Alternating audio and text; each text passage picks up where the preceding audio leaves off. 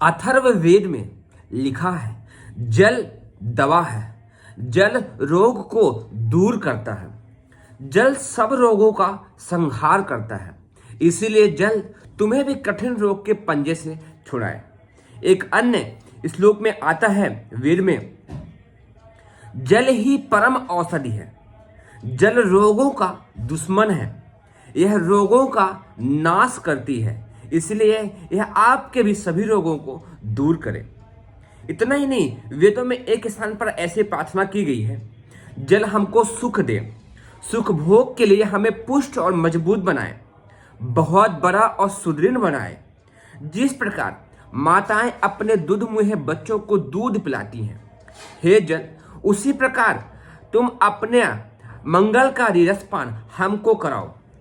तुम हमारे मलों का नाश करो, योग्य संतान प्राप्त करने में सहायता दो।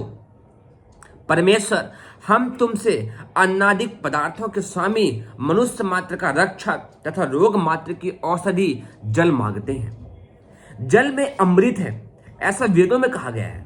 अथर्ववेद में जल में औषधि है। हे ईश्वर, दिव्य गुणों वाला जल हमारे लिए सुखकारी हो, अभीष्ट पदार्थों की प्राप्ति करने वाला हो तथा हमको रोग से दूर करने वाला हो। ऐसी शक्ति और सामर्थ्य हे जल देवता हमको देवता। बहुत ही शानदार विषय आज का होने वाला है और इस विषय का नाम है स्वास्थ्य के लिए जल की उपयोगिता। अपने शास्त्रों में, वेद पुराणों में क्या कहा गया है, बड़ी बड़ी कंट्रियों में इस पर क्या रिसर्च हुई है, जल का हमारे जीवन में क्या महत्व है। आइए हम समझते हैं इस विषय को बहुत ही गहराई से। मनुष्य जीवन के निर्माणकारी तत्वों में जल का प्रमुख स्थान है। मनुष्य जीवन के निर्माणकारी, आपके शरीर को, आपके मन और मस्तिष्क को डेवलप होने में जिन सबसे अधिक तत्वों की आवश्यकता, उसमें जल प्रमुख स्थान रखता है। शारीरिक स्वास्थ्य, साथ ही साथ बाहर भीतर अंग की सफाई, शारीरिक शुद्ध पवित्रता के लिए जल का उपयोग आदिकाल से होता रहा है। कटे हुए स्थानों पर गीले कपड़े की कट्टी बांधने की परंपरा अत्यंत ही प्राचीन रही है। मतलब जिन स्थानों पर चोट लग जाए वहां पर गीले कपड़े की पट्टी बांधने की परंपरा बहुत ही प्राचीन रही है। मतलब उससे आराम पाया जाता रहा है। इंग्लैंड में, अब कुछ वैज्ञानिक तौर पर भी समझिए, इंग्लैंड में सर जॉनसन क्लियर ने 17वीं शताब्दी में स्नान को स्वास्थ्य और दीर्घायु जीवन का सबसे महत्वपूर्ण साधन बताया था। फेब्रिकोगम मेग्नम के विद्वान लेखक जॉन हेन का काक ने चेचक और ज्वर में ठंडे पानी पीने को बहुत अधिक लाभकारी बताया है। उन्होंने यह कहा है, इस बीमारी में जल का पान करने से वह बीमारी दूर जाती रही है। शरीर में खून की कमी, गंदगी, मलों की सफाई, चेहरे पर क्रांति प्रदान करने वाली कोई अगर वस्तु है तो वह जल ही है। जल जब आंतों में पहुंचता है तो उसका एक अंश पाचन क्रिया में भाग लेता है, आहार को रसयुक्त बनाकर पाचन क्रिया में मदद देता है और मल को गीला बनाकर मलद्वार की ओर धकेल देता है। मतलब ये जल ही है जो आपके बचे हुए पदार्थों को आगे बढ़ाने में, चेहरे पर क्रांति के लिए, मल को बाहर निकालने के लिए, पेशाब मार्ग को सही बनाने के लिए, सभी जगह सबसे अधिक लाभकारी कोई तत्व है तो वह मात्र और मात्र जल है।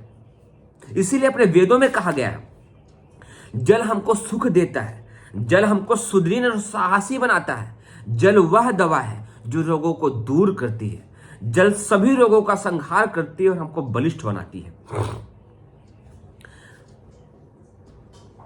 इस बीच जल चूसक कोशिकाएं अपना कार्य प्रारंभ करती हैं। जल से ऑक्सीजन प्राप्त कर सारे शरीर को कांतिवान, रक्त को शुद्ध और शिराओं को प्रवाहमान बनाने का बहुत ही महत्वपूर्ण कार्य होता है। इसलिए आपके शरीर में जल की कमी कभी भी नहीं होनी चाहिए। संतुलित आहार में आधा भाग पेट आहार और चौथाई भाग जल से भरने की उपयोगिता सदैव से ही हमारे शास्त्रों में, पुराणों में बताई जाती रही है। आहार के बाद एक एक घंटे में कई बार थोड़ा थोड़ा पानी पीना स्वास्थ्य के लिए बड़ा ही हितकारी बताया गया है। प्रातः काल ऊषापान अर्थात चारपाई से उठते ही 1 गिलास शीतल जल का प्रयोग स्वास्थ्य के लिए अमृत तुल्य माना गया है। यदि आप अपने शरीर में अमृत भेजना चाहते हैं तो सुबह उठते ही ऊषापान करिए। ऊषापान का अर्थ है चारपाई से उठते। शब्द देखिएगा, चारपाई से उठते ही मतलब बिस्तर से उठते ही 1 गिलास 2 गिलास अपने सामर्थ्य के अनुसार शीतल जल का प्रयोग स्वास्थ्य के लिए अमृत तुल्य माना गया है। इससे आंखों की ज्योति बढ़ती है और मस्तिष्क की ताजगी दिन भर बनी रहती है। अर्थात जो बच्चे अपने मस्तिष्क की स्मरण शक्ति को तेज बनाना चाहते हैं उनको चाहिए सुबह उठते ही जल अवश्य ही पिए। इसके साथ ही साथ जिन बच्चों को बड़ों को अपनी आंखों में की ज्योति को बनाए रखना है उनको भी प्रतिदिन सुबह उठते ही ऊषापान अवश्य ही करना चाहिए। ठंडा पानी जब आता, अब देखिए होता क्या है, हमारे ऋषियों ने इस पर बहुत ही बारीकी से रिसर्च की। ठंडा पानी जब आंतों में मतलब पेट में पहुंचता है या जब किसी विशेष स्थान पर शीतल जल या बर्फ का प्रयोग करते हैं तो दूसरे अंगों का रक्त उस स्थान की ओर खींच आता है जिससे वह स्थान मजबूत बनता है। मतलब जिन स्थानों पर जल पहुंचता है, बर्फ ठंडापन पहुंचता है तो और जगह की एनर्जी खींच करके उस स्थान पर आ जाती है और उस स्थान को बलिष्ठ और मजबूत बनाती है। उस स्थान का विष रोगवर्धक शक्ति समाप्त हो जाती है। अमाशय की यह क्रिया आंतों को बहुत अधिक मजबूत करती है, पाचन क्रिया को सशक्त बनाती है। उपवास काल में जल के अधिकाधिक प्रयोग से संचित मल गीला होकर बाहर निकल जाता है। मतलब आप सब देख रहे हैं किस तरीके से जो आप भोजन में के पश्चात जो जल लेते हैं, जल का सेवन करते रहते हैं, वह आपके मलों को बाहर निकालने में, पेट की सफाई करने में, शरीर में ताजगी ऊर्जा को बनाए रखने के लिए, चेहरे में क्रांति के लिए, आंखों की ज्योति के लिए, मस्तिष्क के ताजगी के लिए, हर चीज के लिए बहुत अधिक लाभकारी होता है जल। यही वजह है कि जब शरीर में जल की कमी होती है तो चेहरे में झुर्रियां पड़ जाती हैं, चेहरे की क्रांति खत्म हो जाती है, स्मरण शक्ति कमजोर होती है, बाल गिरना शुरू हो जाते हैं, पाचन शक्ति कम मंद पड़ जाती है और शरीर में आलस्य भी बढ़ जाता है। अभी हम और भी बात करने वाले हैं। जल से स्वास्थ्य बनाए रखने के साथ साथ उसका प्रयोग अनेक बीमारियों को दूर करने में भी होता है। फिलाडेल्फिया के प्रसिद्ध चिकित्सक बेंजामिन रस ने ठंडे पानी के प्रयोग से पीले ज्वर, गठिया, चेचक तथा शीतला माता का सफल इलाज किया है। बर्फ से भरी हुई थैली का प्रयोग रस के सिद्धांत के अनुसार ही प्रयोग किया जाए तो डॉक्टरी चिकित्सक अंग का माना जाता है। गीली पट्टी से शरीर की उन बीमारियों को दूर करने में बहुत अधिक लाभ मिलता है। मतलब आप जल का सेवन पर्याप्त मात्रा में करिए, जल कमी बिल्कुल भी नहीं होने पाए। शरीर में जल का उपयोग मुख्यतः 2 प्रकार से होता है, आहार की तरह जल पीने से और स्नान के द्वारा शरीर जल के सूक्ष्म स्तर पर प्रभाव करते हैं। मतलब या तो आप जल को पीते हैं या फिर स्नान करते हैं, 2 तरीके से जल का उपयोग किया जाता है। यह दोनों ही साधन अत्यंत ही महत्वपूर्ण और प्राचीन ऋषियों की देन है।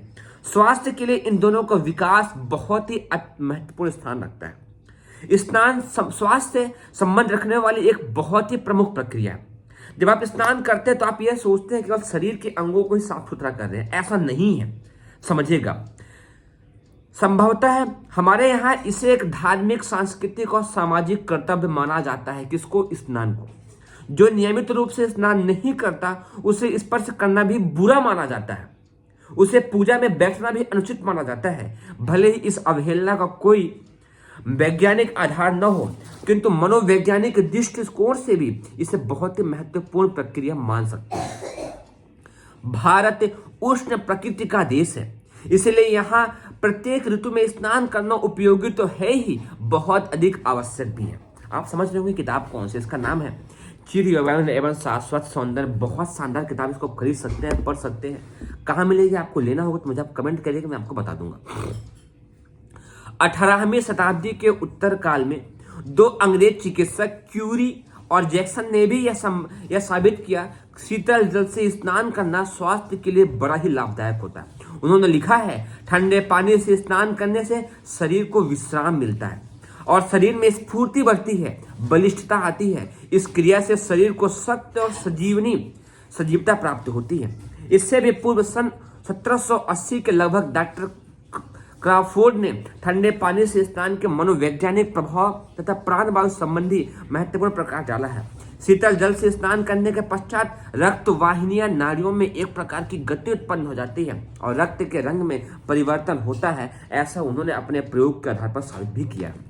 मतलब स्नान करने से नस नाड़ियों में गति आ जाती है, चेहरे में प्राण शक्ति का संचार होना शुरू हो जाता है, पाचन शक्ति बढ़ जाती है। जो लोग अक्सर यह शिकायत करते हैं कि हमारा पेट साफ नहीं होता है, भरपूर मात्रा में स्नान करिए, सुबह शाम करिए, पानी खूब पीजिए, बिना प्यास का पानी पीजिए, फिर देखिए आपकी पाचन शक्ति कैसे मजबूत बनती है। शीतल जल में स्नान करने से शरीर में हल्कापन आता है, रोमकूप साफ हो जाते हैं, जो रोम छिद्र है वो साफ हो जाते हैं, शरीर की गंदगी मिट जाती है और दिन भर काम करने से उत्पन्न थकान और रात्रि में सोने से उत्पन्न शिथिलता भी समाप्त हो जाती है। आप कहीं दूर से चल करके आ रहे हैं, आप में थके हारे आ रहे हैं, उन सबकी थकान को दूर करने का नियम यही है। इसीलिए घर में आते ही हाथ पैर धुलिए, चेहरे मुस्कान रखिए और फिर कार्य में लगिए। आप थके हारे खाना खाने बैठ जाएंगे तो आपका मन खुश नहीं रहेगा, आप थके हारे बेचैन रहेंगे। प्रातः काल के स्नान इस दृष्टि से अधिक उपयोगी माना जाता है, इसलिए सुबह सबको उठ करके स्नान करने का नियम बताया गया है। सायंकालीन स्नान से शरीर का पसीना, चिपचिपापन, सुस्ती दूर हो जाती है। इसे हमने कहा ना सुबह और शाम 2 बार स्नान करें, इससे थकावट दूर हो जाती है और भूख खुलकर लगती है। रात में पूरी नींद नहीं लेने के लिए सायंकालीन स्नान लाभदायक, रात्रि में पूरी नींद लेने के लिए सायंकालीन स्नान बहुत ही लाभदायक माना गया है। जो लोग शिकायत करते हैं कि नींद नहीं आती है, हम तो रात भर जगते रहते हैं, हम क्या करें, समस्या में उलझे रहते हैं, अजीब गजीब सपने आते हैं, उनको चाहिए कि रात्रि को सोने से पहले मतलब सूर्यास्त के समय शाम को 5, 6, 7 बजे स्नान करें, जिससे उनकी पाचन शक्ति भी बढ़े और नींद भी लंबी गहरी आ जाए। स्नान से शरीर की मांसपेशियों की शिथिलता दूर हो जाती है, शरीर के सारे विषिव नामक चैतन्य विद्युत का प्रवाह दौड़ जाता है। सारे शरीर में विषिवा नामक चैतन्य विद्युत प्रवाह, मतलब जब आप स्नान करते तो होता क्या है, आपके शरीर में विषिवा नामक एक चैतन्य प्राण शक्ति का प्रवाह पूरे शरीर में दौड़ पड़ता है, शरीर को स्फूर्ति मिलती है, रोमकूप खुल जाते हैं, इससे रक्ताभिसरण में मदद मिलती है। स्नान से केवल त्वचा और बाहरी अंगों की सफाई होती हो, केवल त्वचा और बाहरी अंगों की शुद्धि होती हो, इतना ही नहीं है, वरन आंतरिक चेतना भी प्रादुर्भाव होता है। इससे जठराग्नि प्रदीप्त होती है, पाचन शक्ति बढ़ती है और पेट संबंधी सभी शिकायतें दूर होती चली जाती हैं। प्रातः काल स्नान करने के बाद सूर्य की बाल किरणों से शरीर को सेकने से प्राकृतिक विटामिन से प्राप्त होते हैं। वाह! प्रातः काल स्नान करने के बाद सूर्य की किरणों के साथ बैठने से शरीर में प्राकृतिक विटामिन प्राप्त होते हैं, शरीर में स्निग्धता आती है, त्वचा की कोमलता बढ़ती है। इसलिए स्नान के बाद कुछ देर तक शरीर को वस्त्र विहीन रखना चाहिए तथा वायु के द्वारा जो जल की आर्द्रता शरीर में शेष रह गई है वह समाप्त हो जाती है तथा दाद, खाज, खुजली, चकते पड़ना, स्किन डिसीज सब दूर होती चली जाती है। स्नान के लिए तालाब का जल कम अच्छा माना जाता है, बदले में कुएं के जल, बहते हुए जल को अधिक अच्छा माना गया है। बहते हुए जल में चूंकि सल्फेट जैसे खनिज तत्व तो बहुतायत में रहते हैं, इसलिए बहता हुआ जल नदी के जल अच्छा माना जाता है। स्नान करने का वैज्ञानिक तरीका यह है कि पहले खूब रगड़ कर शुद्ध सरसों के तेल की मालिश करें, सप्ताह में कर लें, हर दिन करेंगे तो और भी अच्छा है। थोड़ी देर विश्राम करने के लिए, ताकि मालिश से उत्पन्न खून की गर्मी कम हो जाए। अब आप अपने पैरों से ऊपर हृदय की ओर अंगों को खूब रगड़ कर धोना आरंभ करें।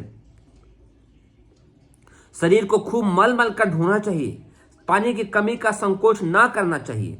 साबुन का उपयोग स्वास्थ्य की दृष्टि से उपयोगी नहीं आप साबुन का मत लगाइए।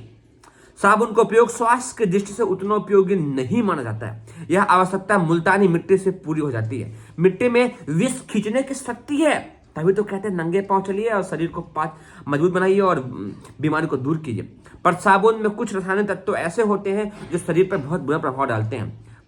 कास्टिक की अधिकता वाले साबुन का उपयोग तो बिल्कुल भी नहीं करना चाहिए, मतलब साबुन छोड़ दीजिए। काली मिट्टी, मुल्तानी मिट्टी, बेसन, दही, दूध से नहाइए और शरीर को स्वस्थ और मजबूत बनाइए। मैं 2011 से आज तक साबुन सारे बाल पर साबुन का नहीं लगाया हूँ। मुल्तानी मिट्टी लगाता हूँ, काली मिट्टी, बेसन, दही का चीज लगा करके धुलता हूँ। कभी कोई चीज सब एक साथ इस्तेमाल नहीं करते हैं। स्नान करने के उपरांत किसी खद्दर या रोकते तौलियों से शरीर के अंग प्रत्यंगों को, अब आप तो नहा तो लिए, ऐसे पोंछ रख दिए, खुरदरे टॉवल से स्किन को अच्छे से साफ करिए, कुछ देर बदन को खुला रखिए, स्वच्छ वायु प्राणवायु को स्पर्श करिए और स्किन की क्षमता को मजबूत होने दिए। तैर कर स्नान करने से स्वास्थ्य को दोहरा लाभ होता है। तैरना एक प्रकार का बहुत ही रोचक व्यायाम है। जाइए नहाइए तालाब में, जाइए नहाइए नदियों में, कुओं में, तभी स्वास्थ्य मिलेगा। इससे शरीर के सभी अंग प्रत्यंगों का संचालन होता है, श्वास प्रश्वास की क्रिया में गति उत्पन्न होती है। तैरने से छाती चौड़ी होती है और फेफड़े मजबूत बनते हैं, हृदय सही तरीके से काम करता है। तैरने से मनुष्य दीर्घ जीवन प्राप्त होता है। ऐसे ढेरों के ढेरों लाभ भरे पड़े हैं। पर आजकल तो हम सब लोग टब में नहाने वाले हो गए, बाथरूम में नहाते हैं, छुप छुप के नहाते हैं, तो वही हाल भी हो गया। शरीर में स्किन डिसीज, खाज खुजली से परेशान रहते हैं। खुले जहां तक संभव हो सके तालाब में नहाइए, नदी में नहाइए, कुएं में नहाइए और नहाने के बाद शरीर को रगड़िए, तेल की मालिश करिए, धूप लीजिए और शरीर को स्वस्थ निरोग बनाइए। ऐसे बहुत सारे विषय हैं। क्योंकि वीडियो लंबा हो रहा है तो मैं आपको अंतिम पैराग्राफ सुनाता हूं। जल में जो गुण है उन्हें भली प्रकार स्मरण रखना चाहिए। पहला, जल के संपर्क में पीने से या नहाने से शीतलता आती है, तरलता आती है, हल्कापन आता है, स्वच्छता आती है, मुस्कान आती है और प्राकृतिक गुणों का विकास होता है। निद्रा की बीमारी दूर होती है, शरीर को बल देना है। ऐसे बहुत सारे, मनुष्य के शरीर में 70% जल तत्व ही है। केवल जल पीकर हम 1 मास तक जीवित रह सकते हैं। हमारे ही शरीरों को नहीं, वनस्पतियों को यह जीवन देता है। जल में रहने वाले जीवों का तो यही जीवन धारा है। पृथ्वी जल तत्व से उत्पन्न हुई है। गीता में भगवान श्री कृष्ण ने निर्देश दिया है, रसोहा मसु कौन्तेय, हे अर्जुन, मैं जल में रस रूप में रहता हूं, अर्थात जल में जीवन बसाने वाला जो रस प्राण है वही मैं हूं। भगवान कृष्ण ने जल की तारीफ की है। तो उम्मीद करता हूं आपको पसंद आएगा। आपको कोई प्रश्न होगा तो मैं इस पर और भी बहुत सारे टॉपिक्स हैं। जल के विविध स्नान और कैसे कैसे स्नान होते हैं, स्नान कैसे किया जाए, बहुत अच्छा विषय है। घर्षण स्नान, वायु स्नान, मालिश स्वास्थ्य के लिए अच्छा करें। ऐसे बहुत अच्छे अच्छे कंटेंट हैं। तो आपको अच्छा लगेगा तो आप कमेंट करिएगा, तो मैं पार्टिकुलर उसी पर वीडियो बनाऊंगा। मेरा अपना विचार नहीं होता है। हमारे वेदों में, पुराणों में, शास्त्रों में ऋषियों को, वैज्ञानिकों ने क्या खोजे किए हैं वो सबको मैं ले करके आता हूँ। बहुत मेहनत के बाद वीडियो बनता है। तो आप लोग पढ़िए, सीखिए और समझिए और वीडियो को शेयर करिए और हो सके तो आचरण में लाइए, तभी उसका फायदा आपको मिलेगा। हृदय की गहराई से आप सभी को बहुत बहुत धन्यवाद।